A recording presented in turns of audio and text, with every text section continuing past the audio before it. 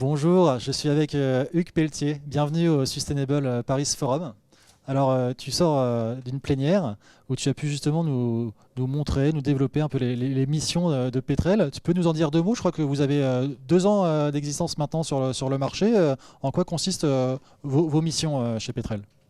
Et bonjour Guilhem, enchanté. Je suis en effet ravi d'être au Sustainable Paris aujourd'hui.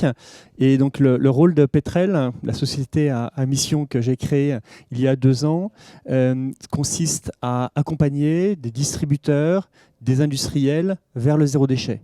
Et on le fait à travers le réemploi des emballages et le retour de la consigne. C'est une mission zéro déchet. Alors, j'imagine qu'il y a une approche qui est assez circulaire, de recyclage. Est-ce que tu peux nous en dire un peu plus sur cette approche justement et concrètement en quoi ça consiste? Tout à fait. On a quand même historiquement sur des modes de fonctionnement très linéaires. C'est-à-dire qu'on produit, on fabrique, on consomme et on jette pour éventuellement partir au recyclage. Et donc, juste comme illustration, cette bouteille que j'ai récupérée pour boire un verre, elle n'est pas forcément réutilisable. Mais ce qui est intéressant, la réflexion, c'est de dire, tiens, est-ce que finalement on peut éco-concevoir, réfléchir à des emballages qui vont être réutilisables et donc qui vont être distribués, vendus. On va après qu'ils soient consommés, on va pouvoir les récupérer.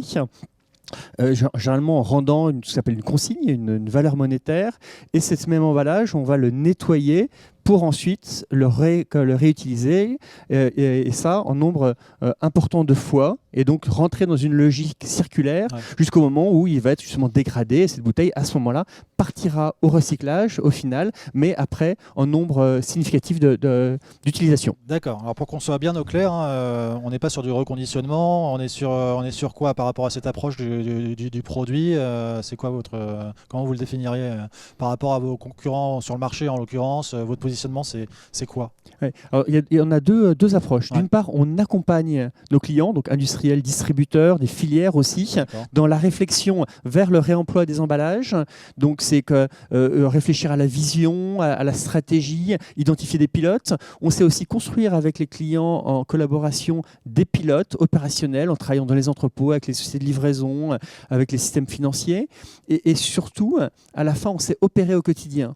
En disant, vous voyez, cette bouteille, réfléchir, le faire tourner au quotidien, gérer une logistique de retour, c'est quand même assez spécifique. Et ensuite, gérer des remboursements clients, ce sont des petites valeurs, des petits montants. Et un acteur n'a pas forcément ça dans son mode de fonctionnement en industriel au quotidien pour le mener. Et donc, on le propose de nous le déléguer. D'accord ? Et on a une approche zéro déchet à ce service où on va l'opérer au quotidien pour le compte de nos clients. Et finalement, avec une plateforme digitale que l'on a montée, on sait accompagner la logistique de retour, la gestion des remboursements, de la consigne pour les clients, faire aussi du support, la satisfaction aux clients, et puis finalement aussi mesurer et nous assurer que cette transformation de l'emballage unique au réemploi est aussi viable sur le plan écologique. Et donc, ce qui est important, alors souvent à court terme, on n'est pas forcément, on dégrade un petit peu le modèle, mais ce qui est important, c'est s'inscrire dans la durée et se dire qu'à moyen terme, le modèle économique et écologique sont viables et vont justement apporter du plus versus l'usage unique. Et pour ça, on parle beaucoup de data, il faut pouvoir l'évaluer. Et ça, vous avez les outils en conséquence pour pouvoir avoir un suivi au fil de l'eau de l'évolution du produit, j'imagine, hein.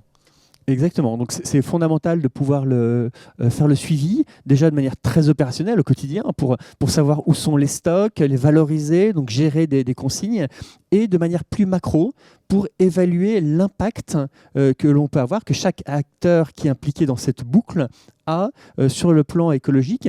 Et ça va permettre aussi de nourrir des données extra-financières dont parlait Olivia Grégoire ce matin, la secrétaire d'État, pour justement alimenter l'engagement des sociétés à finalement réduire leur impact. Et ça, donc voilà, on construit les éléments, l'information qui va permettre de mesurer cet impact. Oui, elle parlait aussi d'impact maker, mais dans le bon sens du terme pour le coup. Et vous en faites pleinement partie. C'est aussi le fait pour les entreprises, les industriels, est-ce que pour eux c'est aussi un formidable gain de temps, j'imagine aussi, dans le process? Alors, non, il faut le dire, à court terme, c'est plutôt, ils dégradent leur modèle. Je veux dire, Pas nécessairement. le plastique à usage unique était quand même à apporter des gains de coût, de productivité fondamentaux. Ouais. Donc là, ils vont quand même dégrader leur modèle à court terme, mais il y a deux aspects qui sont fondamentaux. D'une part, ils voient que les consommateurs changent. Et attendent, ils en ont ras-le-bol d'avoir des bouteilles en plastique qu'ils vont jeter, etc. En disant, tiens, on veut des choses plus qualitatives, avec des fonctionnalités en plus, et en plus zéro déchet qui va être utilisé. Donc il y a une attente des consommateurs qui est forte. Et en plus, la loi arrive, donc la loi AGEC sur l'anti-gaspillage et l'économie circulaire qui a été votée en début de cette année 2020 va imposer donc des paliers. D'accord, en 2023, ce sera 5% d'emballage réutilisable, réemployable. En 2027, ce sera 10%. Et en 2040, il ne doit plus y avoir aucun emballage à usage unique. C'est une transformation qui est énorme. Et donc finalement, pour le consommateur, pour l'industriel, il se dit à la fois je vais répondre aux attentes de mon consommateur, mais également à des contraintes de la loi.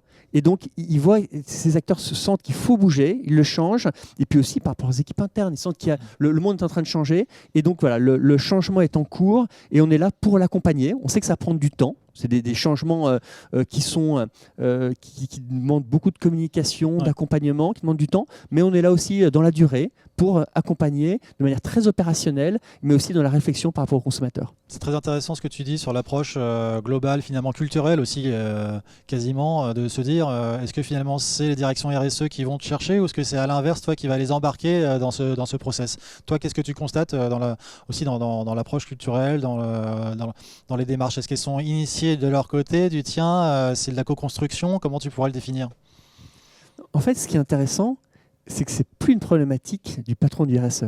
Il y a 2 ans, il y a 3 ans, il y a 4 ans, c'était le patron du RSE qui tenait ça. Ouais. Maintenant, ça devient une problématique de DG.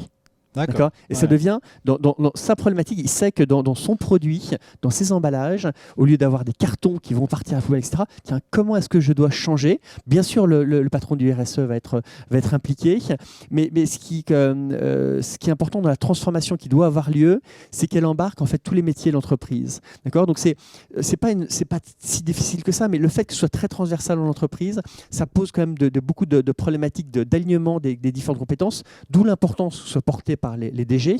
Et vous voyez, en fait, tu vois, le point, c'est que on part du consommateur, donc c'est le patron commercial, marketing, etc., qui va être impliqué. Derrière, une problématique d'achat. Tiens, comment on se source avec des nouveaux emballages, comment on change. Il y a des processus industriels dans les usines. Tous les patrons de la supply chain, de la livraison, en disant, tiens, il faut que je mette en place une logistique de retour.